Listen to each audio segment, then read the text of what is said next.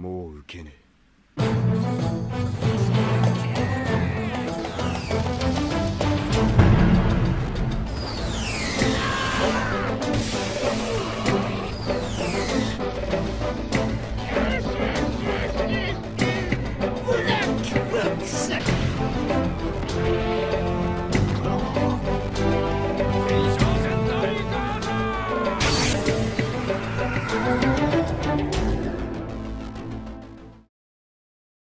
Bonjour à tous les amis, aujourd'hui énorme révélation sur la chaîne de God Usopp.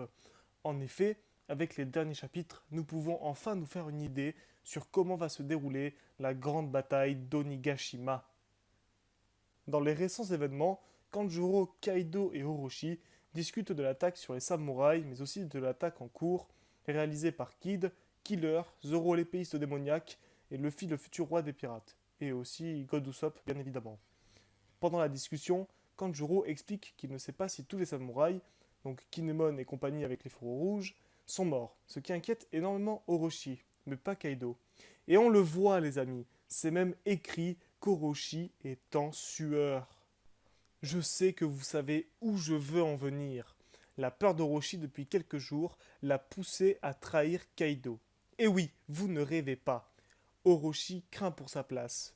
Et il n'y a qu'une seule personne dans ce monde capable de le protéger et de protéger son trône.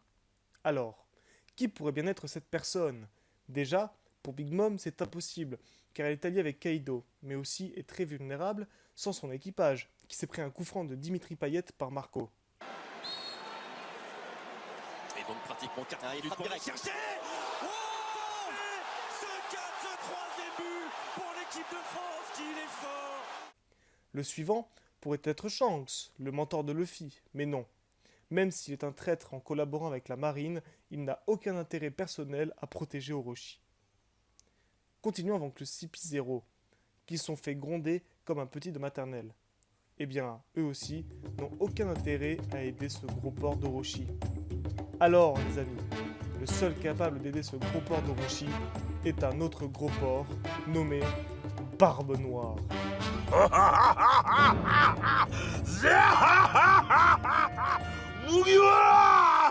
Nous savons que l'homme au rire le plus étrangement étrange du manga a tout intérêt à venir sur Wano. Nous savons, grâce au chapitre 925, que lui et son équipage de bouseux se mettent à bouger après la rêverie et les informations qui ont été diffusées.